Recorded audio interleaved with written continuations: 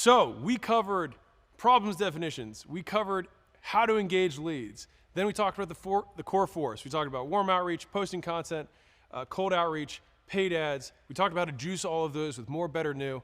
And then we talked about using all of that stuff to use to go get lead getters who do all those on your behalf. So customers who refer for you, employees who do all those core 4 on your behalf, agencies who do those core 4 on your behalf, and affiliates who do those core 4 on your behalf. And finally now, the rubber hits the road. So now we've got to go make some money because we make money doing the stuff, not talking about the stuff. So now we go into execution. Boop, we are here. So in June 2017, 3 months after we lost it all, again, I switched Gym Launch to licensing, right? I went to this little event. So I got this email from a lady who was the EA of a mentor of mine at the time. And she said, hey, we have this private event. It's only for 8-figure, business owners and up, business owners doing 10 million and more. We'd like to invite you. And I was like, I'm not doing $10 million in business or more, but I'm happy to go attend and hear what other people are doing. And so I showed Layla and I was like, what do you think about this? And she's like, well, I think it's worth it. Ask her if it's included within the program fees. And so I asked her and she was like, no, this would be an added cost. And it was $10,000. I was like, man. So I looked at her bank account and I was like, man, isn't it cool that like we can actually spend $10,000 now? Like this would have been something that we'd never been able to do. And I mean, we were by no means wealthy at this point. This was like 4 months after I'd lost everything yet again. But we had enough and things were actually working. And so we took the offer and we went there. And the first guy who went up had a man bun and he had these like hippie clothes. And it was weird because I recognized like half the people there. Like I'd seen their ads, I'd seen them like speaking and whatnot. And I was like, man, these guys are titans. Like I did not feel like I deserved to be in the room. And anyways, this first guy said he wanted to go up first. And I was like, okay. So he had this really long presentation, how he's doing $30 million a year. And this was like mind-blowing for me at the time. I was like, a year? Like every year? Like that, and then next year you do $30 million again? Like it was crazy to me to watch this guy. I was like, and he was human. He was in front of me. He was 5-6 feet in front of me. And I couldn't believe it. And I think that's where getting around some people, like it really stretches your mind of what's possible. And so this was valuable for me. And I'm sharing this story because it really shifted my perspective and it wasn't that. And so he got to the end of his presentation. He's talking all these numbers like CPIs and CPMs and CPLs and all this. I didn't know any of it. I was like, and I'm like looking around, seeing if anybody else is like, everyone's like viciously taking notes. I was like, oh God. And so finally, someone asked some really detailed question and I was like, eh. And then the next person says, hey, where'd you learn all this stuff? Like what courses are you taking? Like what workshops or who do you follow? And I was like, okay, now we're talking. This is my kind of question. And so his answer changed my life and that's what I want to share with you. He said, at the point in my career that I'm at now, I can't really expect to learn a ton from courses that I don't already know. He's like, and so what I've decided to do is I created a learning budget. And so whatever that percentage is for you, it might be 5% or 10% of the amount of money that you spend on advertising or whatever it is per month. He said, I allocate that to crazy ideas, that I give myself complete permission to fail. And what happens most times is they do nothing. He said, but every once in a while, I have one that clicks and it takes off like crazy and I innovate the entire marketplace again. And I get goosebumps even telling the story, but as soon as he did that, what happened was for me, he gave me permission to fail. And so I was playing it kind of safe, like Gym Launch had just turned the corner in terms of licensing. I mean, we were growing really fast and we were making a ton of money, but it was just like me, Layla, and an assistant, and we were doing like $300,000 or $400,000 a month. And we'd just been married for 6 weeks. Like life was good. Like I wasn't trying to do anything. But when he said that, and I had a different person at the same time say like, you guys need to scale like crazy or someone's going to copy all your stuff. And so it was all these different voices, but I was afraid to spend more money because I was so used to what my poor budget was. I hadn't really adjusted my spending to a much bigger enterprise. But when he said, dude, just spend a certain amount and just be willing to lose it. So I defined an actual budget. So rather than saying a percentage, I said, I'm going to spend $10,000 a month on stuff that's going to lose me money, but I'm going to learn. And it's going to be my learning budget. Because there's nothing that will teach you more about advertising than actually spending money on advertising. Because you'll care a lot more, you'll pay attention, and you'll innovate way faster. And so as soon as I got back, I cranked all the ads to increase with this new investment amount built into it. And we scaled like even crazier.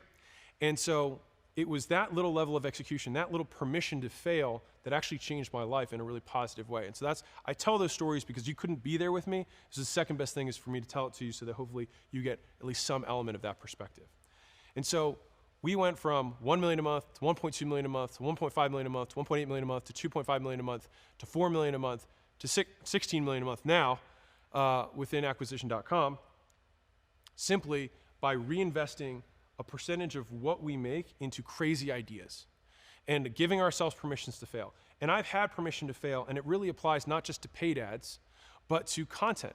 And saying, you know what, 10% of our content, we're gonna do crazy stuff. And so one of the things that our media team does, which I love, is that one day every month or 2 days every month, we do these crazy Mozi Media days where we do hackathons. And so they basically everybody is required to put 1 or 2 pieces together that are just crazy ideas. And so there's no meetings, and they put a bunch of stuff together, and some of our best ideas that innovate the marketplace on content come from that. And it was the same thing with paid ads, it's the same thing with outreach. We're just like, hey, 1 day a week or 1 day every 2 weeks, which would be like 10%, right? Just change the script up. Change the offer up on one of your guys, whatever it is. Just change it up just to see, because I also think it itches a little bit of your creative bug, because sometimes doing that repetitive work that we already know works can be boring, and there's something to say about becoming a master of a skill, but giving yourself room to innovate and be creative, I think balances the highest output over the longest period of time, because 1, you always innovate and stay ahead, and 2, you don't burn out. And I think those are 2 huge lessons that I took from that. And so for me, that's why execution is gonna make this stuff, all these concepts we talked to, all these tactics and these steps, will make it real for you. I just wanna give you permission to fail. Or really, I want you to give you permission to fail. So, let's talk about open to goal. So the first of these is yet another quick story. And then I'll go over the rule of 100, which I talked about, but I'm gonna take it on steroids. 3, I'll talk about how I make it work. 4, 1-page checklist, and then a conclusion. This will be a quick one for you, okay? So, back in the day, I had my gyms, and I wanted to put some flyers out because a mentor of mine was like, hey, you should try flyers. And so, I was broke, and flyers were expensive, and so I was not able to put out a lot of flyers. So I put out 300, and I waited a few days, and the phone rang, and I was super excited because it was like the number that only the flyers had, so I knew it was from the flyers. So I picked up the phone, I'm like, hi, you've reached United Fitness. How can I? And then before I could even finish my sentence, the guy's like, hey, put one of your flyers in my Mercedes, you scratched my car. And I freaked out, I hung up. and thankfully he never called back. And no one else also called from the 300 flyers that I put out. And so anyways, I called the mentor back up and I was like, hey man, you said that this was working for you in your local business, like it's not working for me. And he said, oh, well, what was your test size? And I was like, what do you mean? He was like, well, what was the test size that you decided that it didn't work off of? I was like, well, I mean, I put 300 out. I mean, that's what we did. And he was like, well, it's hard to know if anything works with 300. It's like, well, for us, just to give you context, we put 5,000 out just to see if we get 1%, I'm really happy. We get 2%, I'm murdering it. 0.5%, it's okay, right? And I've been doing this a long time. And I was like, huh. And he's like, and then once we have something that's above 0.5%, he's like, I do 5,000 every single day. I was like, a day? He's like, yeah, so like 150,000 flyers a month. And in that moment, I felt like that person who goes to the gym one time and then says that they didn't get results. And I hate that person. And I promised myself, I was like, I'm never gonna let effort be the reason that something doesn't work for me. And so a lot of the strategies we talked about earlier are strategies that you can use and will work for you, with enough volume. And so I was doing absolutely the right thing, I just did way too little of it. And so you might be running really good ads, but running too few of them. You might be doing outreach the right way, but not doing enough. You might be making content, but not nearly enough content. And so I had done, and the thing is I didn't understand the scale of how much volume really existed. So for context, I put out 300. He was putting out 150,000. He was putting out 500 times the volume that I was, and somehow I was expecting to get the same result as him. It's ridiculous, right? And so I don't want you to fall for the same mistake that I did, and hopefully you can learn the same lesson that I did. And that is why I tell this story, which leads naturally into the rule of 100 on steroids. So I want to introduce a new concept that you can add on top of the rule of 100. So the rule of 100 is like what I would consider baseline. That's like Mozi Nation, that's the bar, that's what I expect everyone in our community, like that is your duty to yourself of if you want to accomplish what you want to accomplish, like that is baseline. Like you got to be able to do 100 primary actions per day to get where you want to go, because you'll also develop the skills along the way. But I heard about this concept called open to goal. And I learned about it, again, from the gym industry, because that's where I come from this chain of gyms that was all privately held. They had 15 locations, and it was run by an ex-football coach. And I was really interested that like he had this very unique way of running his clubs. And so he had a methodology called open to goal, which I thought was really interesting. And so the way that it worked was simple.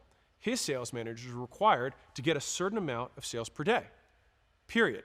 And the moment they hit that, they could cut out, they could leave. And so they worked every day open to goal. And so if goal took 18 hours, they worked until 18 hours. If the goal took 5 hours, they worked till 5 hours. But they worked open to goal. And what's interesting is that I've seen this theme repeated across different industries. One of the best door knockers I ever heard did this exact same thing. He said, I wouldn't stop knocking doors until I got 20 appointments set. And he would count the number out loud as he went from house to house. So as soon as he'd get one, he would say 1, 1, 1, 1, 1, 1, 1, 1, 1, 1. He was a psychopath, but he also was one of the top producing door knockers of all time for that company. And then he'd hit the second door, and he'd get it, and he's like, 2, 2, 2, 2, 2, 2, 2, 2, 2, and he would not stop until he hit 20. And as soon as he hit 20, it was either at lunchtime, midday afternoon, it was dark at night. He wouldn't stop until he hit the goal. And so the idea is rather than working for the 100 primary actions, which again, I'm a big fan of following the process, but if you want to up it to another level, you set the goal and you do not stop until you hit it. So you commit to the work until you hit the specific number of outcomes no matter what. And it takes the idea of rule of 100 and takes it on steroids. Because maybe some days, like we do these averages to say 1%, but if you want to make sure that you're always above, then maybe one day it might take 150 reach outs to get the replies that you need. Maybe it takes 200 one day. But I think you develop a different muscle of doing what it takes. And I think that is probably more valuable than anything else. And so this is a little tweet I like, which is what is required is better than or greater than your best, which really just means that your best just have to get better. And that's what I like about Open the Goal is it stretches us to be better.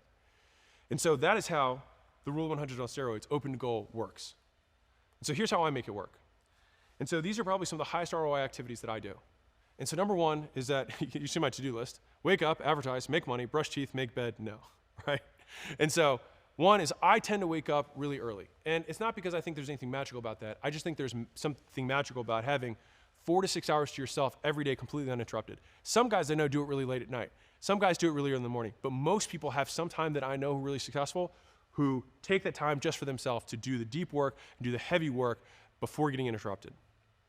Number two is getting right to work without rituals. No routines, I drink some coffee and I get to work. Because the thing is, you have to argue that if you have a 2-hour morning routine, a 3-hour morning routine, you have to justify that that is going to increase your quality of output per time more than just working 3 hours. That'd be a hard argument for me. You take 15 minutes to get warmed up, 30 minutes, maybe. After that, I think getting right to it has served me very well. Number three is that I don't do meetings till noon, all right? And that allows me no interruptions, nothing, and fully focused on work. So if I wake up and I start working at 5 and I keep working till noon, that gives me 7 hours every day before I start my workday. And so I have a full work week to myself, basically with no interruptions before I start my day. And if you're doing the math in your head, you're like, wait, that's more than 40 hours a week. Yep. And so is, accomplishing more than other people, right? But I'll actually add a tidbit that I've recently discovered that has changed my life even more, which is that we have recently actually started scheduling back to front. So let me explain what that means. So I immediately start working on the heaviest task, the most important task for me. But now I actually set my calendar so that I start my meetings at the end of the day and then work backwards so that the longest period of my day is uninterrupted. If I work from 5 a.m. to 3 p.m., I get 10 hours of uninterrupted work. You know how much stuff I can do in 10 hours of uninterrupted? You know how much stuff you can do? You know how much advertising you can do in that amount of time? The answer is a lot. And so doing that and scheduling my time in this way has been one of the most valuable things that I've done as a business owner, and I've done this for years. Not the scheduling back thing, but the first three. I'm now doing the scheduling back to front thing as an added big life hack that has gotten me more output. And as an aside, you might be like, man, that's a lot of work. And the answer is it is. And so that's where you gotta like this stuff. And so I hope hopefully when you get better at it, you like it more. And so then you'll do more of it. But whenever I get to a low point where I think, why do I even bother with this? I just try and remind myself, this is where most people stop and this is why they don't win. And I want you to win. And so this is why I think you should bother. This is why I think it's worth it. So here's a one-page checklist for you so you can actually execute this stuff. So this is the rule of 100 put into one beautiful picture. Step one is you pick the type of engaged lead you want to get. Customers, affiliates, employees, agencies, whatever it is. All right? You pick the type of lead. Because if you're doing lead getters, that would be the type of lead you'd be going after. If you're just getting customers, that's fine. That's the type of lead you're going after. So boom, you pick that. Step two is you pick rule of 100 or open to goal, and you commit to your daily advertising actions. Whether it's 100 reach outs, 100 minutes of content, or certain dollars, absolute dollars or percentage of dollars per day that you spend on advertising. That learning budget I was referencing earlier. And if you want a bonus, do an extra 100 a day of one of the core four on top of that.